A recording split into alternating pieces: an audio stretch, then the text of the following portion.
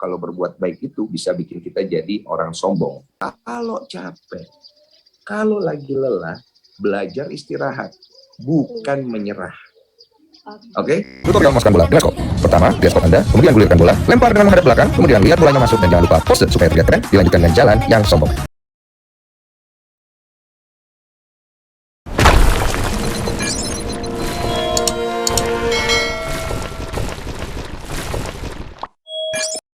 Pelajaran online saya tidak bisa mengikuti karena saya terlalu malas.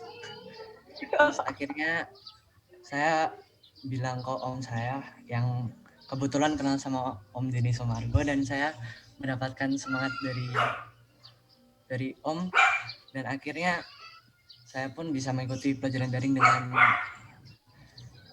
dengan sempurna saya dibilang, dan akhirnya bisa naik ke kelas 10 dan masuk. Oke. Thank you. Ternyata anak-anak Karangturi, usia anak-anak teenager tuh yang mengidolakan Bang Densus, silakan lambaikan tangan. Terima kasih. Dan Ko Mauris adalah salah satu saksi yang ternyata dari Bang Densu bisa memberikan efek positif yang begitu luar biasa, dan Ko Mauris bisa melewati fase-fasenya yang susah. Terima kasih Mauris you, sudah Mauris. bersemangat Masih sekolah lagi. Terima kasih. Bang, Terima kok kasih. bisa mendapatkan itu semua, gimana caranya? Jadi aku sesuaikan jawabanku dengan usia kalian ya. Jadi mendapatkan itu semua melewati banyak proses. Aku pernah seusia kalian dengan segala kebingungan dan harapan, pengennya ke depannya banyak yang kita pikirkan. Nah, Kak Dinsu juga ketika masih seusia kalian itu mengalami banyak hal sama persis sama kalian fasenya. Cuma background kita aja beda. Karena aku dulu dari keluarga yang kurang mampu, jadi aku nggak punya fasilitas yang mumpuni, jadi aku harus belajar untuk survive dengan segala keadaan. Oke. Nah, kalau ditanya bagaimana aku melakukan apa yang aku lakukan sekarang, itu karena kemurahan Tuhan di dalam hidupku. Dulu Kak Densu itu tidak percaya dengan adanya Tuhan. Kenapa? Karena aku melihat dalam kehidupan ini Tuhan itu tidak ada gitu. Maksudnya kita nggak bisa lihat. Kalau kita berdoa, kadang-kadang kita berdoa itu seperti berdoa sama diri sendiri gitu loh, kayak nggak ada Tuhan itu, kayak nggak ada. Nah, kemudian aku tumbuh dengan pikiranku, tumbuh dengan semangatku untuk survive sampai aku melewati banyak banget lika-liku kehidupan. Kalau Kak Densu boleh ngomong, hidup itu keras. Dan di dalam kehidupan yang keras itu, kita perlu pengetahuan. Kenapa? Karena pengetahuan ini adalah modal kita untuk menentukan apa yang terbaik buat hidup kita nanti. Kalau berbuat baik itu bisa bikin kita jadi orang sombong. Ngerti kan? Kenapa? Karena kita menyadari kita baik. Pada saat saya berbuat baik kepada keluarga saya, atau siapapun itu, kita merasa kita baik, sedangkan mereka tidak. Lama-lama kita akan tumbuh menjadi orang yang merasa diri kita benar. Padahal yang membenarkan kita, itu Tuhan. Kebaikan yang ada di dalam diri kita, itu pemberian Tuhan. Tuhan memberikan kebaikan di dalam diri kita, dan nanti kebaikan itu akan pelan-pelan hilang karena kekecewaan kita.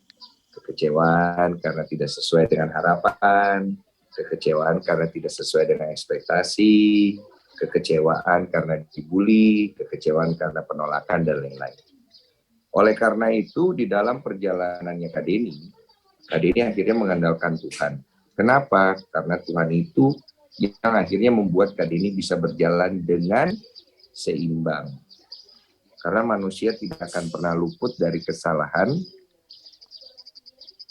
maupun dia memiliki pengetahuan ataupun pengalaman. Jadi, mumpung kalian sekarang masih muda, nikmati perjalanan kalian, jadi yang terbaik menurut apa yang kalian suka, ya. Manfaatkan waktu kalian untuk menemukan yang terbaik dari diri kalian. Karena yang terbaik itu bukan merasa diri kita lebih baik daripada orang lain. Ingat tuh, yang terbaik itu bukan merasa diri kita lebih baik daripada orang lain. Tapi yang terbaik adalah menjadi lebih baik daripada orang lain dan membantu mereka yang tidak lebih baik daripada kita. Kalian tuh pernah nggak sih ngerasain gagal? Karena banyak murid yang merasa bahwa somehow aku nggak sepandai dia loh, aku nggak punya kemampuan loh, gitu. Pernah nggak gagal dan pernah nggak berpikir yang tadi saya sebutkan? Silakan Kak. Nah, gagal mungkin jumlah kegagalan saya lebih banyak daripada keberhasilan saya. Jadi kalau dari satu buah keberhasilanku, mungkin aku mengalami 10-100 kegagalan. Jadi kalian bisa hitung sendiri. Karena kegagalan adalah suatu hal yang pasti dialami oleh setiap manusia, tidak ada yang luput. Oke? Kita sama-sama pahami dulu ya. Gagal adalah sesuatu yang pasti kita alami. Oke? Oleh karena itu, jangan kita melihat kegagalan adalah sebuah penghukuman. Menghukum diri kita sendiri karena kita gagal. Bukan. Kegagalan adalah sebuah peluang untuk menuju sebuah keberhasilan, karena hanya lewat kegagalan itu kita bisa masuk ke dalam sebuah keberhasilan. Contoh, kita tidak akan mungkin makan kalau kita nggak lapar. Oke? Lapar adalah sesuatu hal yang kita tidak sukai. Setuju? Kegagalan adalah suatu hal yang kita tidak sukai. Oleh karena itu, maka Tuhan mengizinkan lapar di dalam hidup kita, kegagalan di dalam hidup kita, supaya kita mengetahui apa itu keberhasilan dan mencari cara untuk berhasil. Jadi, kegagalan adalah suatu hal yang pasti. Jangan kita kecewa, tapi kita bersyukur. Nah, itu dia. Bukan mensyukuri masalah ya. Mensyukuri kalau kita gagal berarti kita punya peluang menjadi lebih besar. Aku melewati banyak kegagalan untuk meraih satu keberhasilan. Makanya aku selalu fokus untuk maju terus. Kenapa? Aku tidak bisa mengelakkan kegagalan di dalam hidupku. Tapi yang aku bisa lakukan adalah keep going. Keep produktif. Keep doing it. Keep doing it. Jadi kalau capek, kalau lagi lelah, belajar istirahat. Bukan menyerah. Oke? Aku minder terhadap di sekolah. Kenapa?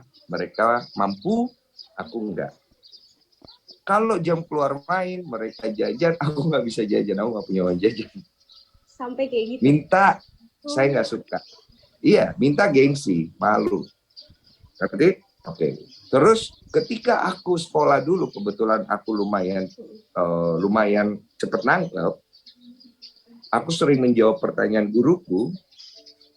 Mereka ngerasa aku nggak bagian dari mereka, kayak sok pinter, oke? Juga sering coba untuk gabung, tapi ditolak karena mungkin banyak hal yang ada dalam diriku berbeda dengan orang lain.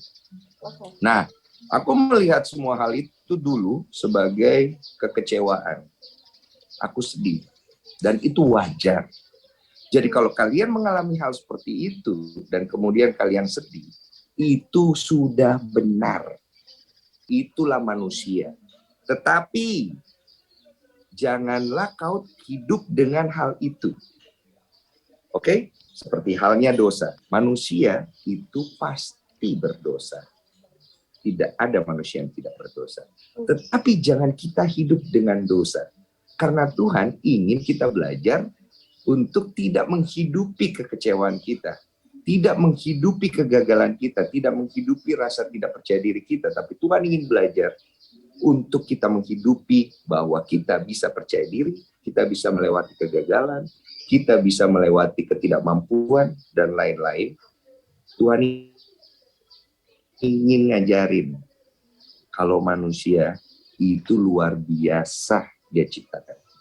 Dan semua diberikan kemampuan masing-masing. Yang kalian harus cari dalam proses kegagalan kalian. Bagaimana caranya kita mengetahui kebaikan kalau kita tidak tahu apa yang namanya tidak baik? So, kesuksesan itu adalah koin dua sisi. Di sebelahnya kegagalan, di sebelahnya kesuksesan. Dan untuk melihat itu, perlu waktu supaya kita bisa melihat perspektif yang mana yang nanti akan kita belajar. Oke? Jadi nggak mungkin orang bisa merasakan sukses kalau dia tidak mengalami kegagalan. Itu ilmu pasti.